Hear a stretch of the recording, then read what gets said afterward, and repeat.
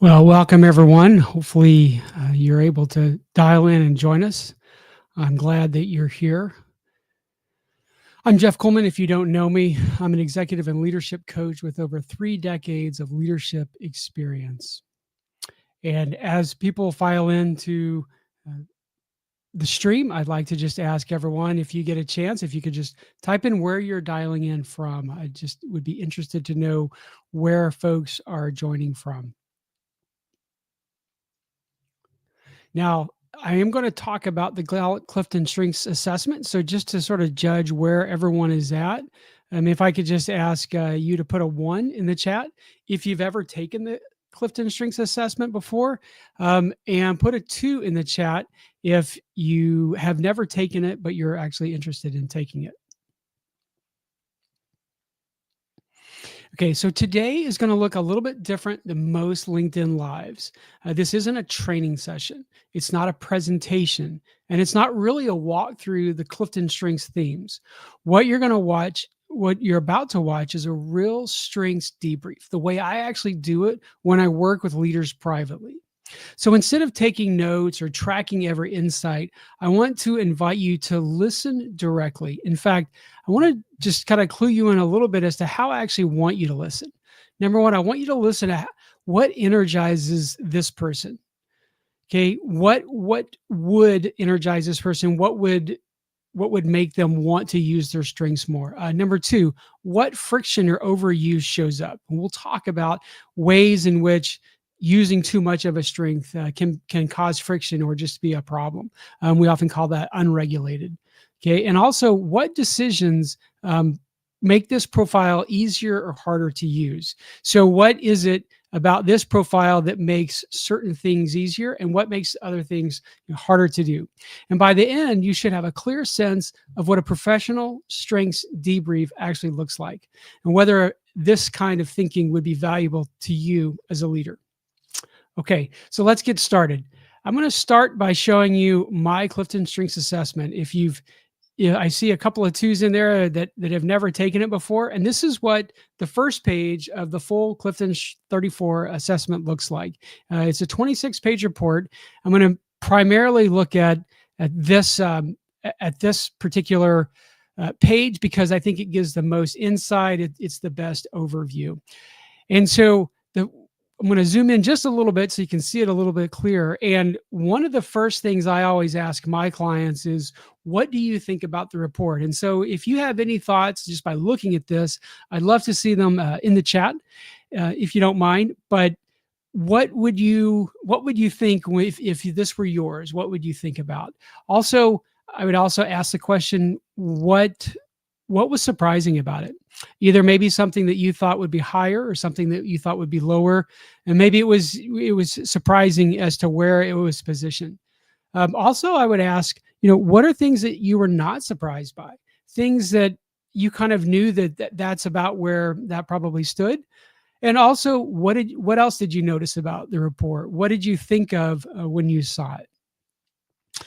And so, like I said, today is going to be a little different. What I'm going to do is kind of walk you through how I would look at this report if this was someone new. And this is one of the things that I do in a CliftonStrengths debriefing.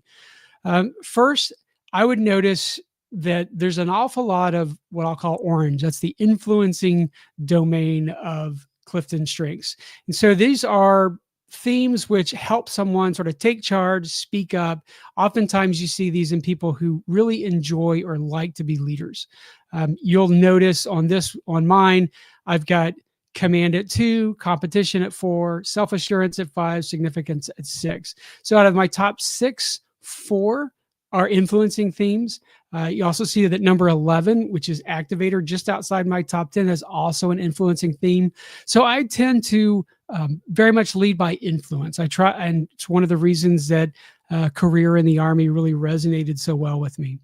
Other things that I would look at, I would notice things that are not there. You'll see that I have 1 relationship building theme and relator. That's my number 1. However, if you sort of look at the rest of that little DNA helix, you'll see that most of the blues are all concentrated down to the right, which is the lower end of that, which is what, and we'll get into it a little bit later, is what we call our non-patterns. And you'll notice that an awful lot of my relationship building themes are in the non-patterns. Now, that doesn't mean I can't be relational, that I'm not relational, that I don't have any friends. It just simply means that there are certain things which fall into that category that they just don't come as naturally to me. And so one of the things I often point to and talk to people about when it comes to um, thinking about strengths, what does a strength really feel like? One of the things I do in workshops is I'll ask people, I'll give them a set of instructions, and I say, for 30 seconds, I want you to write your name, and I just say, go. And then people will invariably pick up the pen, they'll write their name, and after 30 seconds, I'll simply say, how did that go? And a lot of times I'll hear 12, 13, 14, which are how many times that person wrote their name in 30 seconds. And some people will look at them very strangely and wonder, well, why is it that, why are they shouting out numbers? Well, probably because the person shouting out a number is high in competition. So they thought it was a competition. So they wrote their name as many times as they could. Sometimes you'll find someone who said, oh, I wrote it once, but I went really, really slowly and I made it really nice and as neat as possible, because that's someone who's probably high in maximizer. And so then the next set of instructions I'll say, okay, now I want you to take your pen and put it in your other hand, the hand that's not natural. And I want you to do the same thing for 30 seconds, write your name, go. And then at the end of that, I'll ask them, how did that feel? And invariably I get many of the same, very similar responses of, it felt awkward. It was very difficult. I had to really think about it. At the end, no matter how much I thought about it, it really wasn't very good. And so what that really demonstrates is the difference between something that comes natural and something that comes not naturally. And so Gallup defines a talent as a naturally occurring thought pattern or behavior. And so the things that are at the top, those are just the natural way that you do things. If you're not told, if you're not restricted in any way, you're going to naturally gravitate to doing things in a certain way. Conversely, if it's something that's not natural, you're going to struggle with it. It's not going to feel natural or necessarily even right. What's going to really feel like is you're really struggling against it. And that's what something in the bottom part of your assessment is going to look like. So I'm going to start with how I would sort of debrief the top 5. And so looking at the top 5 here, I'll start with number 1, which is relator. It's in a relationship building theme. So a person with really high relator tends to think about it as someone who is an inch wide and a mile deep. And they're the type of person that when they go to a party, they love to talk to people they already know. And one of the things I'll also oftentimes look at is woo, which stands for winning others over. And in my profile, you notice that it's at 31, which makes a lot of sense because while many of the strengths, there's no direct opposite, relator being wants to go very deep with a few people, woo is someone who likes to go very broadly, network with a lot of people. So the fact that relator is number 1 and woo is number 31 makes a lot of sense, which means I really do naturally sort of probably shy away from a networking opportunity, but gravitate towards something where it's a smaller group. It's a group that I actually know. And so how does that show up in leadership? It typically means that someone with high relator may want to lead people that they really know well. And so they'll look for people that they kind of vibe with, that they connect with, and they may end up with a team that looks an awful lot like them because those are the people that they can, that they really relate to. Now, why is this good? Because they learn to trust that team. And so there's a great trust bond that develops there. And relators, when they're in charge of your teams, they tend to know everyone on the team really well. They want to get to know everyone really well, and they want to really go deep in that relationship. Now, why could this be a problem? Something to look out for in leadership is because from the outside looking in, if you're not in that sort of core group, it may look cliquish. It may look like that leader is hard to get to know. It may look like, wow, they're not really interested in my opinion because I'm not in their inner clique. And so things to think about once you realize that this is perhaps, the way you're kind of wired and what comes natural to you, you may want to take some deliberate steps to always look for someone that you can include. Always kind of ask who else might be a great fit for this group. So that's relayer. Number two, command. So I mentioned this before, that it's an influencing domain. It's probably one of the reasons I really resonated with leadership in the Army, because I really do enjoy leading. I like, especially when there's an absence of leadership, I'm very comfortable stepping up and taking charge. I mean, how with the good thing about this strength is that when someone has high command, if there's an absence of leadership, they will naturally be willing to step up and take charge and fill that void. When can this be bad? When it's unregulated, when it is, I want to lead and it's not my place to lead. Also, people with high command can also be somewhat judgmental towards people who they perceive to be not as good a leaders. And so they tend to look and gravitate towards strong leaders because they tend to be a strong leader. And so they want to follow strong leaders as well. And so having someone with high command is great to have on the team because they're always willing to kind of step up and take charge when no one else is. If you have high command, you do need to kind of watch that and regulate that so that you're not stepping up when it's not your place to step up. When you're not actually the leader, learn how to be a great follower. We used to say in the Army, when in charge, take charge. But the counter to that is if you're not in charge, don't try to take it over. Don't try to take charge of things that are really not your strength or that are not supposed to be you in charge. So stepping down to number three, this is my first executing theme. So this is deliberative. It's how I like to get things done. And folks high in deliberative, they tend to be people that like to take a long time to make a decision. And so I know this personally. I also will look on someone's strengths to see where is analytical. And if you notice on mine, you'll find analytical at number 10. So even in my top 10, I have both deliberative and analytical. And so what that may sometimes look like is what's oftentimes called paralysis by analysis. So I like to take a while to make a decision. That highly deliberative nature means that I'm a bit risk averse. I don't like to just step out without really knowing how I'm going to land that first, second, third step. In fact, the deliberative really actually wants to know steps 7, 8, 9, and 10 before I take step number 1, which if it's unregulated, it can mean you never actually step out. You never actually take step 1. Looking at that number 10 being that high analytical that I have as well, that means that I really like numbers. So when I deliberate, I don't go off of my gut as much as I really go off of numbers. I want data. Now, paired with my high relator that I've already talked about, one of the things I love to do is I love to talk to people. I love to ask them good questions, and I love to really be able to really understand from different perspectives, different issues. But analyzing things is a great strength to have because it helps you really dig below just feelings, but actually look for key indicators, especially data or things like that. Now, those two things combined would tend to make me really slow in making a decision. And so when it becomes unregulated, you may find that you feel like there's a decision that needs to be made, but your boss just doesn't seem to be willing to make it. Maybe it's someone who actually needs to be fired. A lot of times we see that they kind of know what needs to happen and they don't. Now, one of the ways that I actually can kind of overcome that a little bit is my number 11 is activator. And that is actually one that actually wants to go and is comfortable with going without actually fully knowing what's ahead. So that's my number 11. So it's in my signature talents, but it's just outside my top 10. And so for me, how I sort of blend all three of those together, it looks like deliberative and analytical, they really like to take time to use data to make good decisions. But once I feel like I've got enough information, that activator kicks in, number 11, which is let's go, let's move, let's get this thing done. And activator is comfortable making changes, can change on the fly, etc.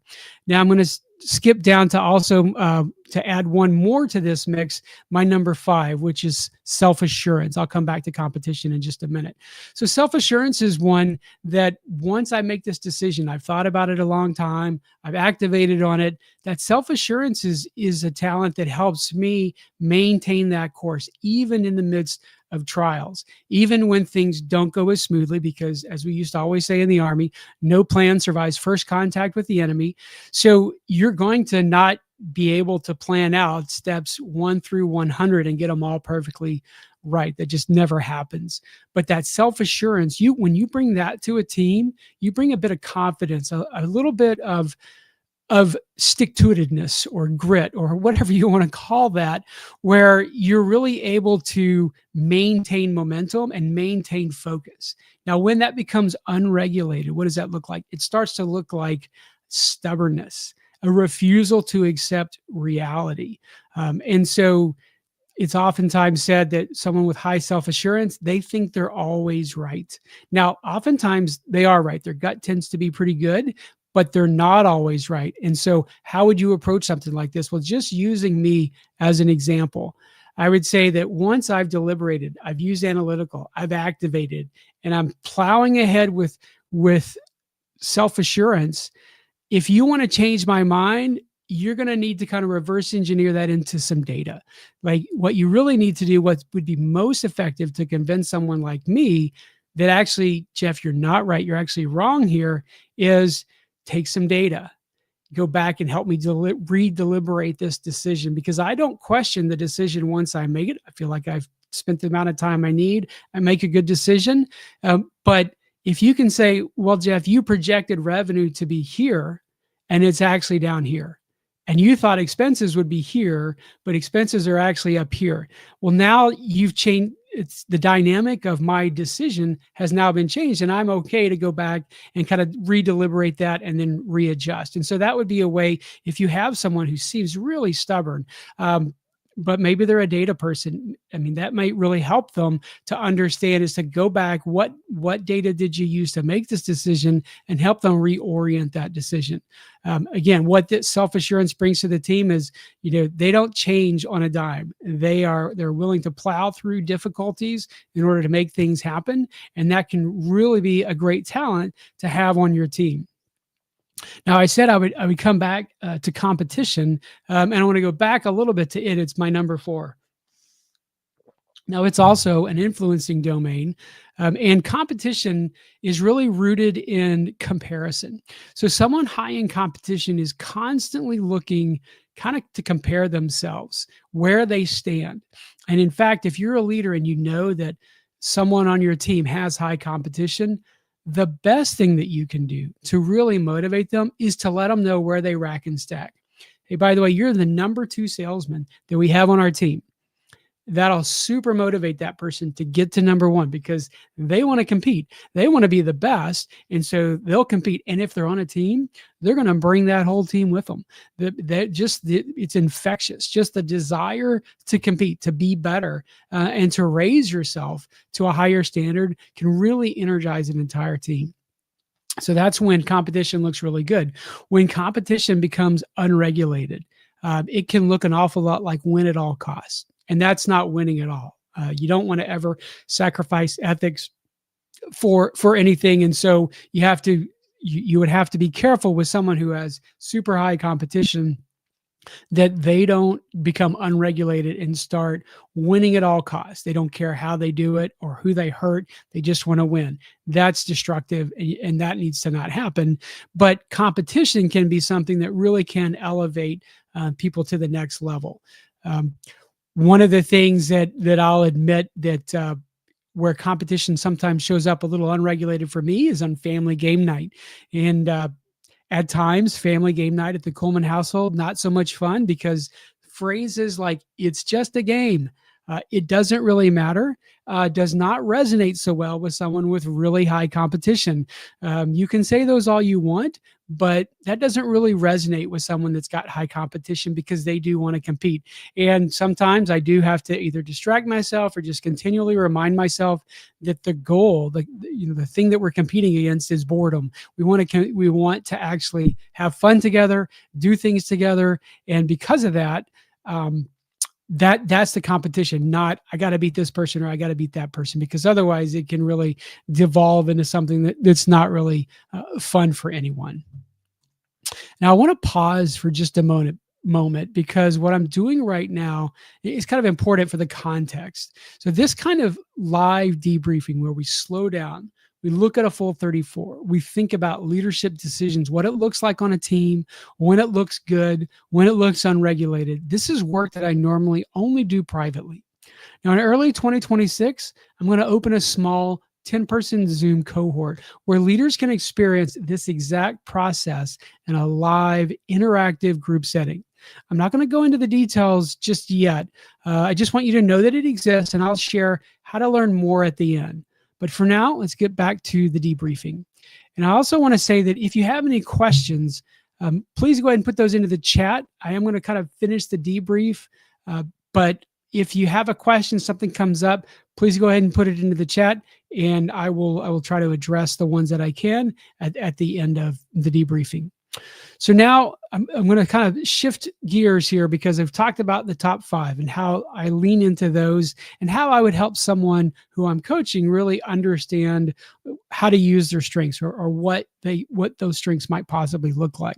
But invariably, everyone always asks, what do we do with a weakness? And I mentioned before that we don't really call them weaknesses. Here at We Align Coaching, we call them non-patterns. And the reason, again, is because Gallup defines a strength as a naturally occurring thought pattern or behavior that you can repeatedly do with near perfect performance. So the opposite of natural is not weak. It's just simply not natural. It's that writing the pen with the wrong hand. You have to think about it. It's harder. You probably don't get the same results someone else does. And so you really have to work at it a lot. And so I'm going to shift down to mine, because when we go through a full 5-hour deep dive with someone's strengths, we talk about everything from your highest highs to your lowest lows, and we help you understand what this means and how to unpack it all. And as I mentioned before, for me, a lot of my blues, my relationship building themes are all at the bottom. Not all of them, but many of them. So adaptability, empathy, developer, includer, positivity. They all are kind of down at the lower end. So they are at my non-pattern area. And so again, doesn't mean I can't be relational. It just means that I have to work at it a little bit. So adaptability, number 28. Now that one's one, I call it the most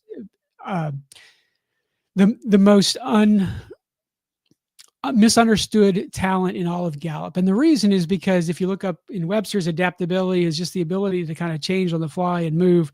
That's not really what it means here. Here, because it's a relationship building strength, adaptability is really people over processes. It's the ability to say, truthfully, it's more important that we stick together than we get the mission accomplished, maybe. And for me, I can tell you that's really hard for me sometimes, because probably from my career in the Army and in corporate, I'm very goal oriented. I'm very results driven. And because of that, sometimes I can tend to sort of forget about the feelings of others a little bit. And so my adaptability can be a little bit low, because I want to drive on. I want to get the mission done. That's not necessarily bad, but it needs to be regulated a little bit. So when adaptability kicks in, I kind of need someone to help remind me sometimes that hey, if we get to the end and we all hate each other, that's not a great place to be. And so we want to really look at how do we do something like that? How do we become more adaptable? Well, one is we can think really hard about, I need to be more adaptable. I will say that 9 times out of 10, that just doesn't really work. It's never going to be a signature talent. It could move up if you really work at it. The best thing to do, honestly, is to just pair with somebody. Find someone else on your team who's super adaptable and work with them and give them the freedom to talk to you about, hey, I need you to let me know when I'm getting kind of off the rails, a little unregulated, and driving hard and driving the team, and I'm kind of burning people out. That's probably the best way that you can do this, is recognizing that you don't have this as a natural talent, and then finding someone else on your team that can help you regulate that. Okay, so woo, it's the one in the bottom that I have, which is an influencing domain, and it's not a relationship building theme, is winning others over. And so that tends to be your natural networkers, people that love to kind of network and meet a lot of people. I can say that's not really me. And so what would I do? In fact, I just recently went to a networking opportunity. And so how did I deal with that when it's just not naturally who I am? Well, for me, I went right back to what strengths do I have? Number one, I have relator. And number four, I have competition. So yes, I turned it into a little bit of a competition. I set a goal with my coach and said, I want to get 10 business cards. And so I went out, and that drove me, because closer to the end of the night, I did not have 10 business cards. And so I really tried, even to the point of just, hey, can I just get your business card before you leave, so that I could get 10? Now, that was energizing. I was energized at the end of the night simply because I kind of turned it into a competition. The other thing I leaned into during that networking event was my relator, because I really do like to get to know people. I came in with questions. I actually really did want to know about people. I asked about their businesses. I asked about what problems they had. I asked what success looked like for them, because I was very interested in it. And again, that was energizing to me. Learning about, taking the time to talk to another entrepreneur and just get to understand them a little bit more. That was energizing to me. And that was something that I really enjoyed doing. And so therefore, rather than just treating it as this networking event that I just have to grin and bear through it, I was able to actually get through it and be energized at the end of it, because I just used things that I was naturally good at, my relator and also my competition.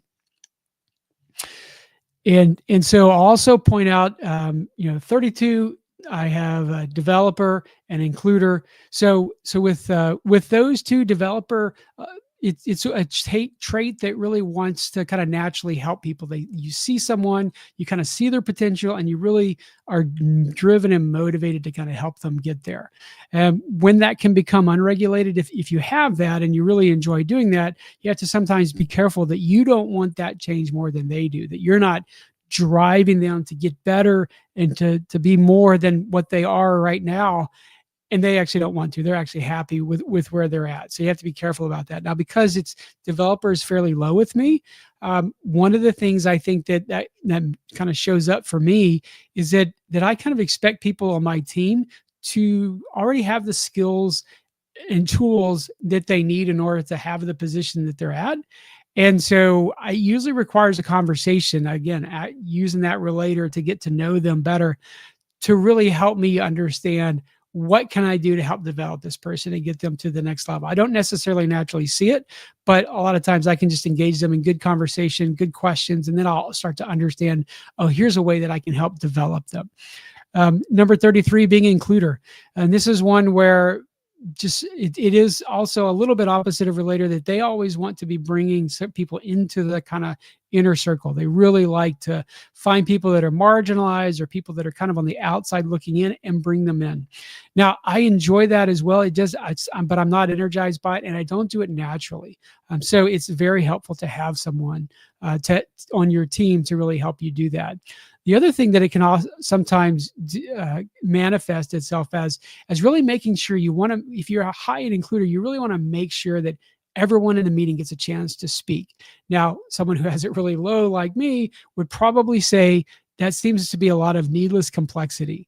I don't need 30 people to tell me the same thing. If 2 or 3 people tell me the same thing, I think we're good. We can just drive on.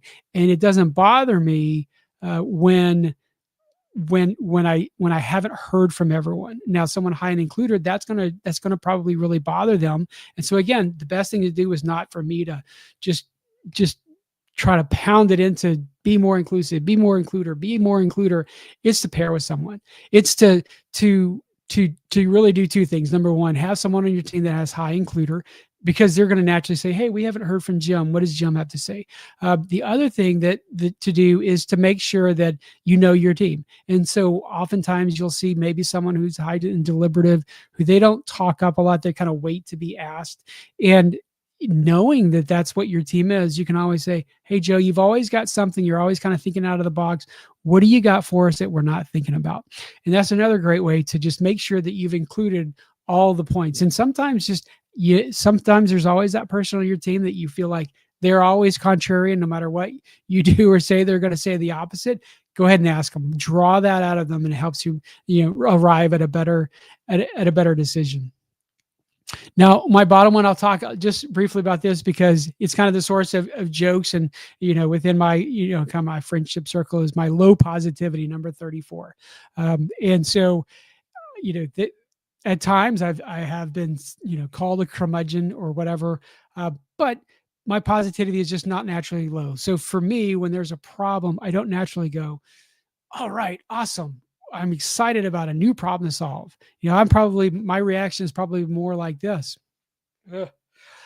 All right, well, let's get it done. Right. So I can, you know, pick it up, I can get moving, et cetera, et cetera. But positivity, I'm not a natural cheerleader. In fact, because it's so low.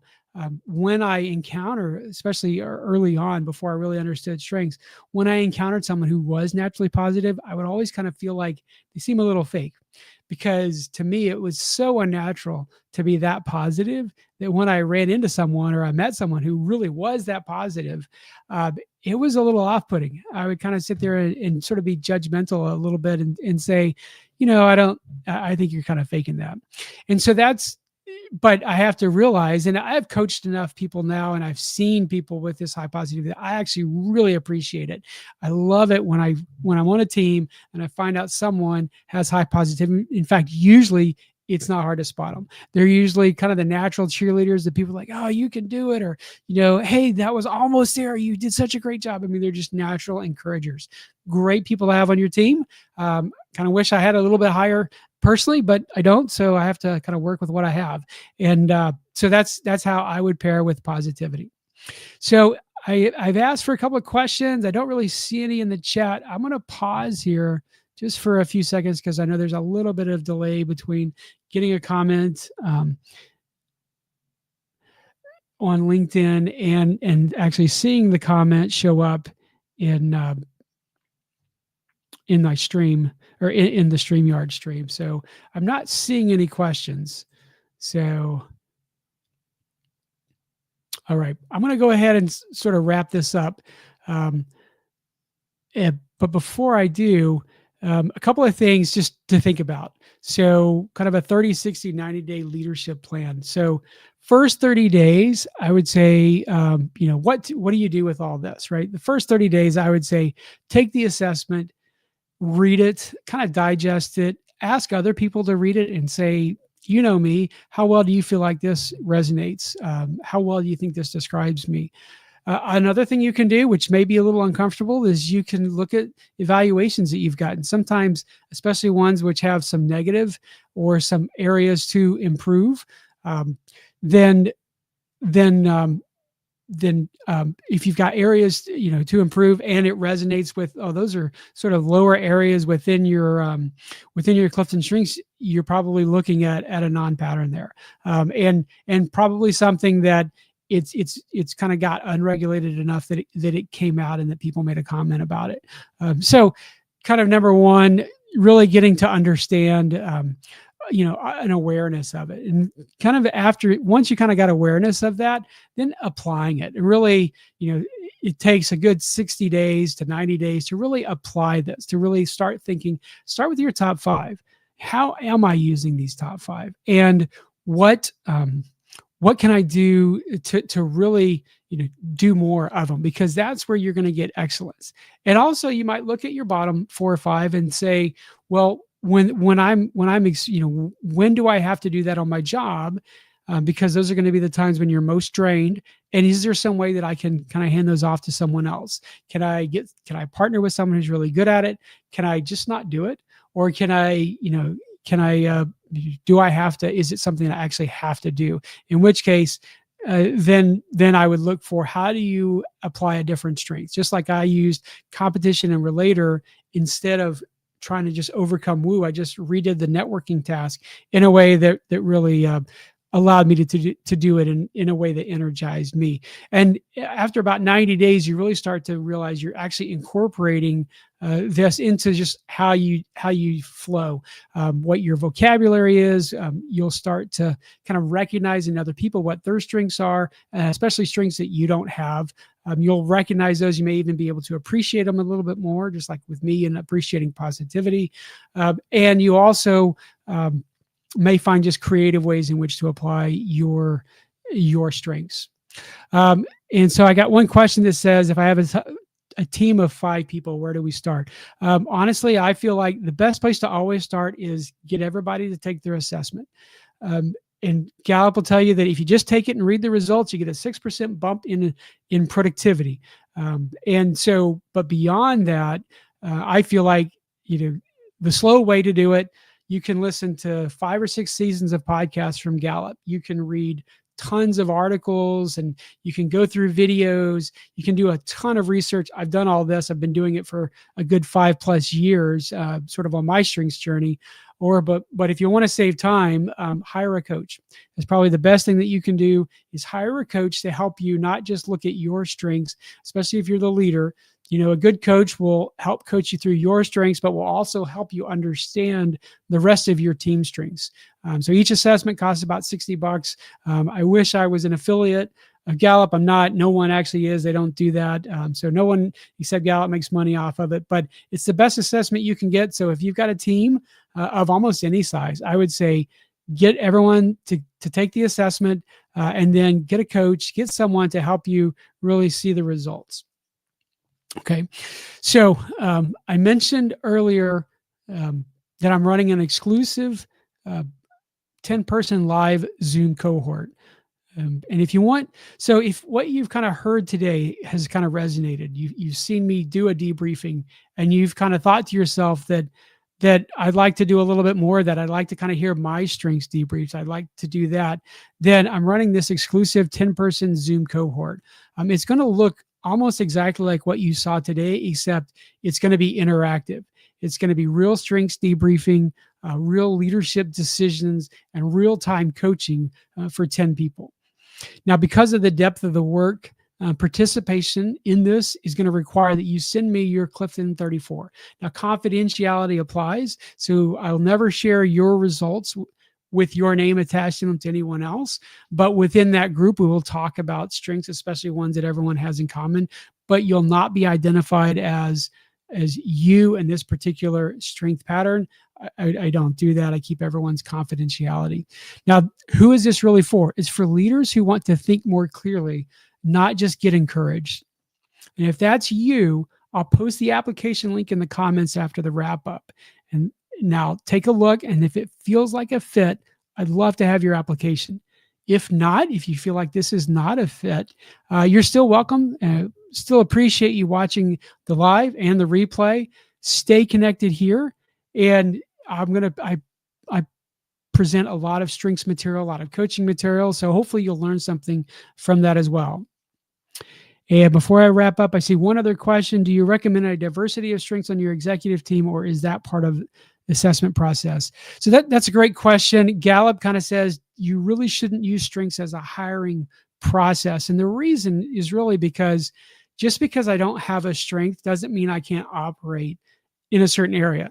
Again, kind of going back to that woo, right? I'm not, networking is not a strength of mine. It's not something that really energizes me. However, if you looked at my strengths assessment, you might say, we don't want this guy for business development because he's not a natural networker.